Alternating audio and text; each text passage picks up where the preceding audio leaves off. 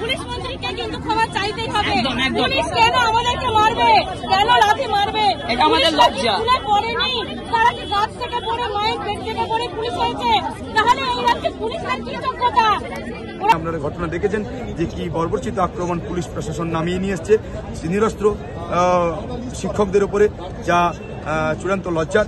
সেই ঘটনার প্রতিবাদে আমাদের সমস্ত শিক্ষক সংগঠন, সমস্ত সহকর্মী এবং অন্যান্য যে সরকারি কর্মচারী রয়েছেন, বিভিন্ন কলেজের বিশ্ববিদ্যালয়ের প্রফেসররা, ওনারা ডাক্তাররা, ওনারা আজকে আমাদের সঙ্গে, আমাদের শিক্ষক কর্মচারী তারাও কিন্তু আমাদের এই মিছিলে সামিল হয়েছেন। আজকে আমাদের স্কুলে থাকার কথা ছিল, কিন্তু আমাদের সরকারি দুর্নীতি এবং সুপ্রিম কোর্টের রায়, সেটা আমি যোগ্য অযোগ্য সেখানে সবই সেই মিশে গেল শেষ পর্যন্ত। তো আমাদের দাবি একটাই, মিরর ইমেজ প্রকাশ করে আমাদের যোগ্যদের লিস্ট।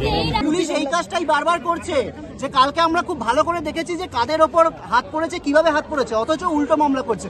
আমরাও একই জিনিস দেখছি, আমাদের বাড়িতেও পুলিশ যাচ্ছে। এখন আপনারা জানেন না যে আমাদের রাতের বেলা, রাত 1:30-2টার সময় রাত্রিবেলা পুলিশ বলছে যে কালকে গিয়ে থানায় হাজিরা দেবেন। দেখুন, আজকে যে সরকার রয়েছে তার বিরুদ্ধে যদি আমরা এই কথাগুলো বলি তাহলে সরকার এটা করবে, এটা অপ্রত্যাশিত নয়, কিন্তু এটা পেরিয়েই আমাদের ন্যায্য বিচারের আন্দোলনকে এগিয়ে নিয়ে যেতে হবে। অবশ্যই দেখুন, আমরা শুধু ডাক্তার নয়, আজকে আমরা এসেছি একদম সাধারণ মানুষ, নাগরিক হিসেবে, এবং আমাদের এটা নাগরিক কর্তব্য যে প্রত্যেকের পাশে দাঁড়ানো।